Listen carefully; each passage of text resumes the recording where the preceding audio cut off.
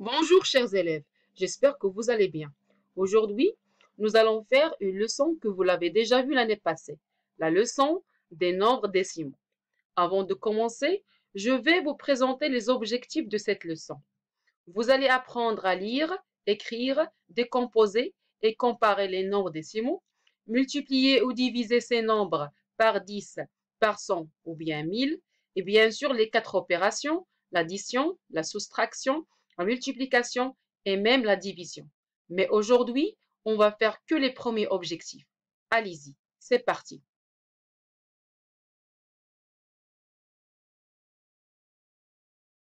Objectif numéro 1, lire, écrire et décomposer les nombres décimaux. Devant vous, vous avez ce qu'on appelle une droite numérique. Cette droite a été partagée en 10. Si vous allez compter entre 5 et 6, vous allez trouver 10. Alors 1, 2, 3, 4, 5, 6, 7, 8, 9 et 10. On va chercher ensemble la valeur de chaque lettre. On commence par A. Alors A se trouve dans la deuxième partie après 5, c'est-à-dire A égale 5 plus 2 sur 10. Passons maintenant à B. Alors B, commençons par 5 et rajoutez 7. 5 plus 1, 2, 3, 4, 5, 6 et 7. Alors 5 plus 7 sur 10. 2 sur 10 et 7 sur 10, ce sont des fractions décimales, ce qu'on a déjà vu l'année passée. 5 plus 2 sur 10 égale 5 plus 0,2. Alors A vaut 5,2. Deuxième écriture, 5 plus 7 sur 10 égale 5 plus 0,7. Alors B vaut 5,7. Alors ces deux écritures, c'est la décomposition additive de ces deux nombres décimaux.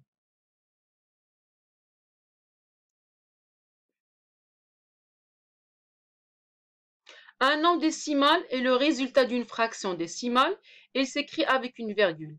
Exemple, 34,217. 34, c'est la partie entière. 217, c'est la partie décimale. Pour comprendre ce que vaut chaque chiffre, il faut regarder la place qu'il occupe. Commençons par exemple par la partie entière. 3, c'est le chiffre des dizaines.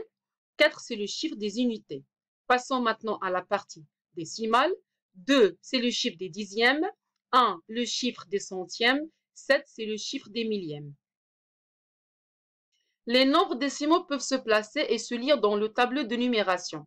Regardez, vous avez un tableau de numération, se compose en deux parties, la partie entière et la partie décimale. Bien sûr, au milieu, c'est la virgule. Alors, 34, c'est dans la partie entière. 217, c'est dans la partie décimale.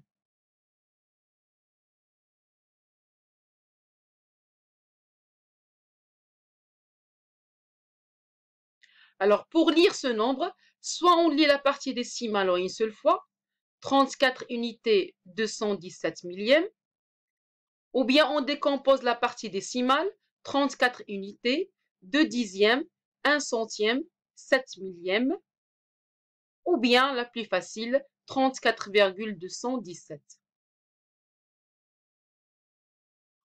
Voici maintenant un schéma qui représente la décomposition additive d'un nombre décimal, en prenant toujours le même nombre, 34,217. Alors, égal, la première, c'est 34,217 égale 34 plus 217 sur 1000. La deuxième, 34 plus 0,217. La troisième, 34 plus 2 sur 10 plus 1 sur 100 plus 7 sur 1000. Et la dernière, 34 plus 0,2 plus 0,01 plus 0,007.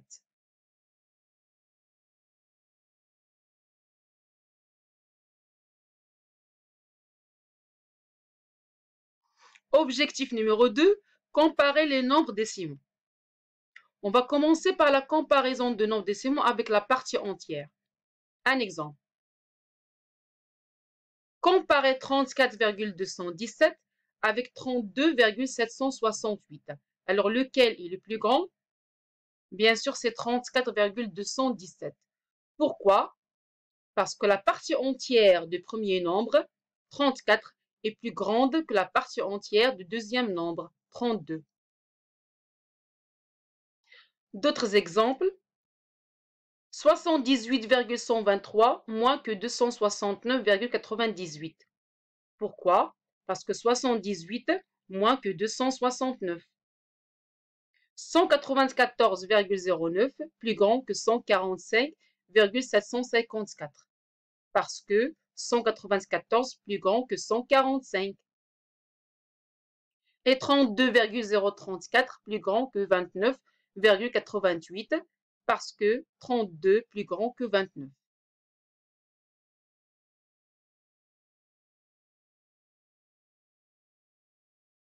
Passons maintenant à la comparaison de nombres décimaux avec la partie décimale. Quand on a deux nombres en la même partie entière, on compare directement la partie décimale. Un exemple, 34,217 plus grand que 34,168. Alors, ils ont la même partie entière, on compare la partie décimale. Dans le premier nombre, il contient 2 dixièmes, le deuxième contient 1 dixième. Alors, 0,2 plus grand que 0,1. Deuxième exemple, deux nombres ont la même partie entière et même dixième. On compare directement centième. En passant maintenant au centième. Alors, 34,217 moins que 34,268. Pourquoi? Parce que 0,01 plus petit que 0,06.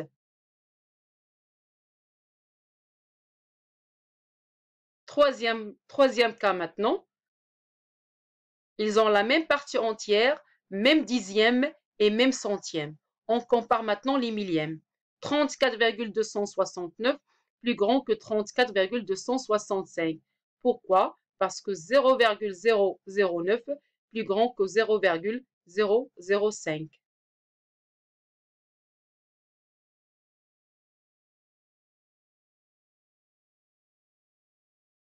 Exercice d'application. Maintenant, on va comparer ensemble ces nombres pour bien comprendre la leçon. Commençons par exemple 45,123 avec 65,123. Lequel est le plus grand?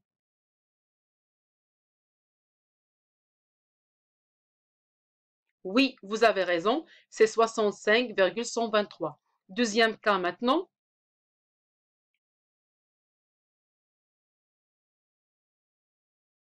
Très bien, 189,02 plus grand que 75,985. Très bien, 85,9 plus grand que 59,068. Alors, qu'est-ce qu'on a fait exactement?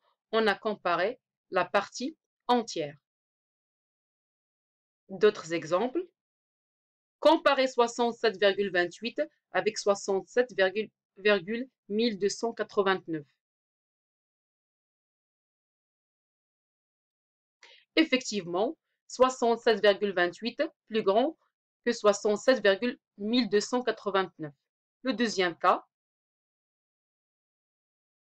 très bien, 45,459 plus grand que 45,438. C'est juste 36,157 plus grand que 36,152. Qu'est-ce qu'on a fait? On a comparé la partie décimale. Très bien, chers élèves, vous avez bien travaillé. On se retrouve la prochaine fois, Inch'Allah. À bientôt.